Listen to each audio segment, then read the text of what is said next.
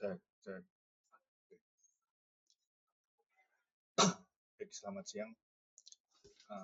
Perkenalkan saya Abdul Pranahita, NPM 22011942. Di sini saya akan mempresentasikan hasil dari studio tugas akhir saya dengan judul Rancangan Balai Rehabilitasi dan Pembinaan Sosial di Yogyakarta sebagai upaya penanganan kasus penyalahgunaan narkoba melalui arsitektur terapeutik. Latar belakangnya sendiri, yaitu tren kasus penyalahgunaan narkoba di Yogyakarta yang terus meningkat, namun ketersediaan fasilitas rehabilitasi masih didominasi oleh unit dengan karakter spasial menyerupai institusi kurungan. Sistem ini memicu tekanan psikologis, memperburuk stigma sosial, dan menghambat proses resosialisasi.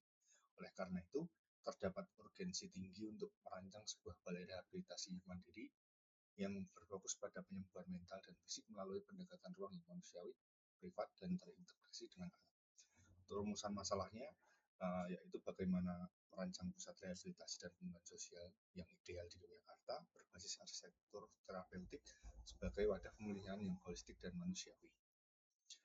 Arsitektur terapeutik sendiri bertujuan menghadirkan fasilitas pemulihan adiksi yang mendukung kesehatan fisik dan psikologis melalui intervensi spasial yang bertumbuh pada 4 pilar, yaitu care in community, yaitu pendekatan berbasis komunitas sebagai sarana rehabilitasi, lalu design in domesticity yang rancangan nyaman seperti di rumah dan tidak institusional, lalu ada social valorization, yaitu jaminan keamanan bagi penghuni fasilitas rehabilitasi, lalu integrated with nature, yaitu integrasi bangunan dengan alam sekitarnya.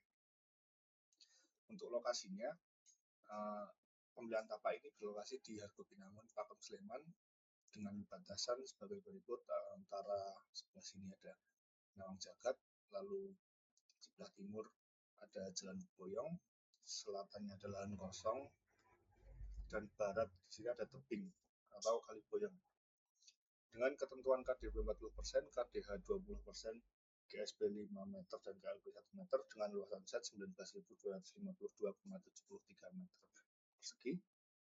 Berikut adalah sintesis site-nya, di mana matahari yang ada dari arah barat ke timur, timur ke barat, maksud saya, maaf.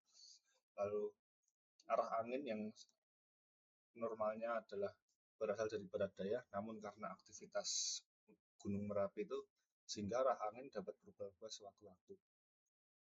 Lalu ada base view-nya adalah pada arah tebing dan pada area utara yang terlihat view Gunung Merapi.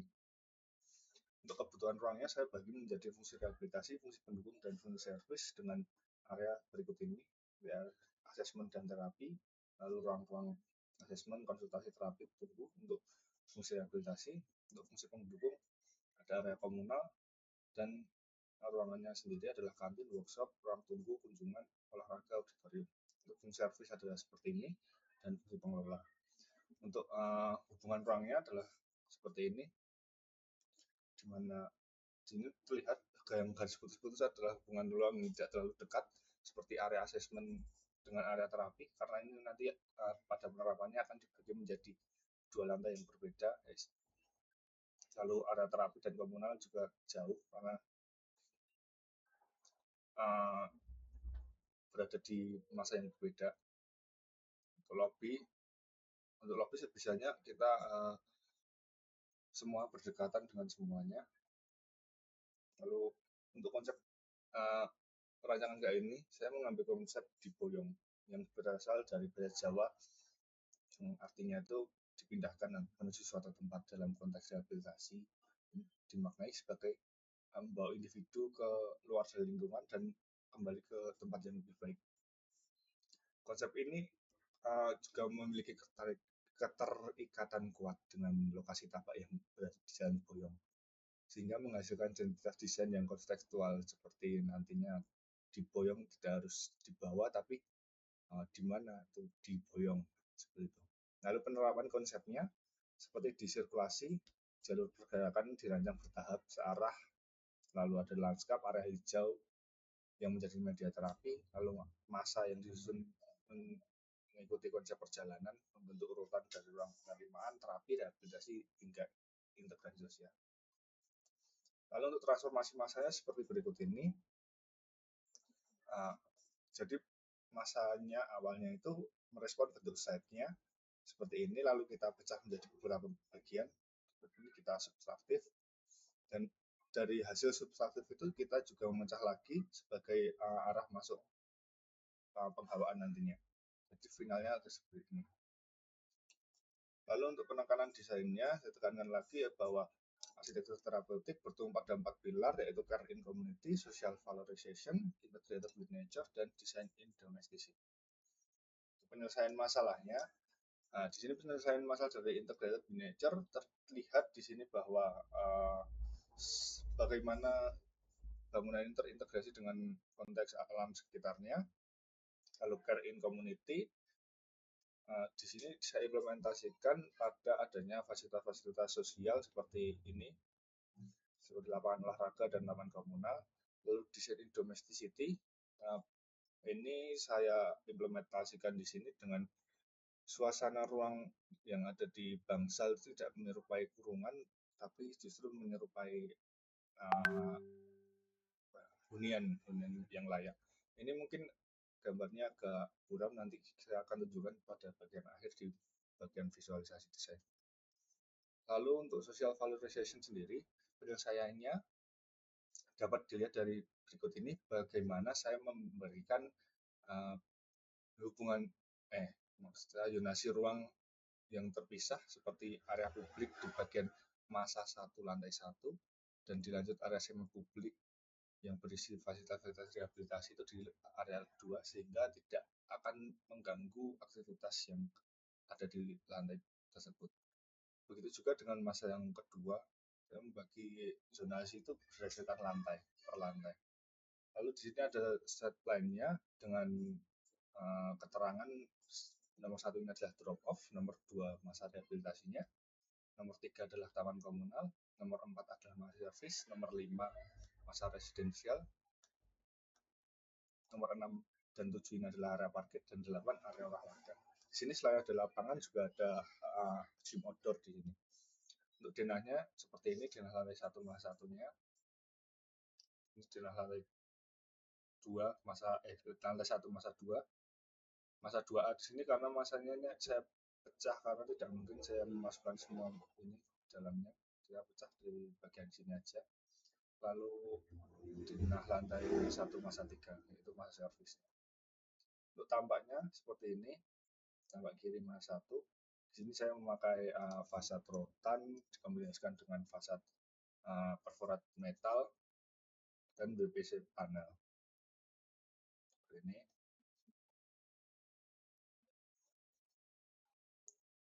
untuk tampak yang masa ini, masa servisnya. Kalau ada potongan secara keseluruhan. Lalu kita masuk ke aksonometri struktur, di mana atapnya ini menggunakan atap alderon dengan rangka atap bolo 5x5 dan kuda-kuda atap baja ringan. Lalu ada dak untuk sisa yang belum tercover oleh atap, dan plat lantai slope menggunakan 35x60, fondasi batu kali, dan foot plat dengan legenda seperti ini. Itu juga untuk masa yang masa 2 ini, dan masa servisnya. Lalu ini untuk aksonometri air bersih, di mana di sini saya menggunakan sistem booster direct, yaitu tidak menggunakan tangki toren di atas, sehingga setiap pipa-pipa yang akan mengarah ke atas di situ terdapat pompa-pompa di setiap jalur-jalurnya ini. Sehingga skemanya dari PDAM meteran ke groundwater tank, lalu ke pompa booster dan pressure tank, dan dipompa lagi ke sini. Lalu untuk ini untuk aksonometri air kotor, terlihat seperti ini. Saya pecah menjadi 2 bagian di sini untuk septic tanknya, karena masa ini terbilang cukup lebar. Dan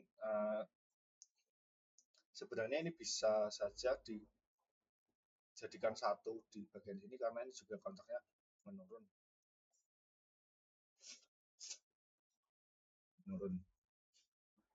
Jadi seperti ini kira-kira untuk skemanya: wastafel, bak lemak, bak kontrol, starting tank, dan sumber resapan. Lalu untuk skema air hujannya seperti ini. Di sini keterangannya ada sumur resapan. Lalu untuk skemanya adalah dari roof drain atau floor drain ke pipa dari roof drain ke pipa air hujan, lalu ke sumur resapan. Jika dari floor drain langsung ke sumur resapan. Nah, ini untuk aksionometri titik sprinkler dan peletakan apar seperti ini untuk dalam bangunannya. Lalu kita masuk ke perspektif. Ya, yang pertama ini menunjukkan fasad dari bangunan rehabilitasi narkoba. Diperlihatkan bagaimana setiap sisi dari bangunan terintegrasi dengan alam. Contohnya penggunaan secondary skin ini dengan tujuan memberikan efek ray of light pada bangunan pada waktu tertentu, seperti jika bagian depan ini akan terkena efeknya itu di pagi hari dan bagian belakangnya di sore hari. Ini untuk tampak malamnya. Selain menunjukkan tampak malam, di sini juga menunjukkan poin social valorization dengan memberikan kesan eksklusif dan mewah sehingga pengguna nyaman dan tidak merasa dibeda-bedakan. Untuk pendekatan healing therapeutic integrated with nature, di sini integrasinya dengan alam di bangunan, dan selain itu di sini menjelaskan juga tentang poin care in community dengan adanya bangku-bangku di sini sebagai area komunal penghuni. Ini untuk view malamnya yang juga menerapkan social valorization. Lalu ini ada perspektif dari drop off. Ini juga memberikan implementasi integrated with nature pada hubungan taman-taman dan bangunan yang serasa menyatu untuk view malamnya petang hari. Lalu itu untuk view dari lapangan mini soccer-nya. Ini juga sebagai poin care in community, di mana sepak bola itu juga menunjukkan tinggi solidaritas penghuni. Lalu ini ada fasilitas gym outdoor yang saya maksud tadi. Lalu bangsal seperti ini. Bagaimana poin desain domesticity yang tidak seperti kurungan, melainkan seperti hunian. Lalu ada ruang besuk di sini. Ini implementasi juga dari care in community dan social valorization.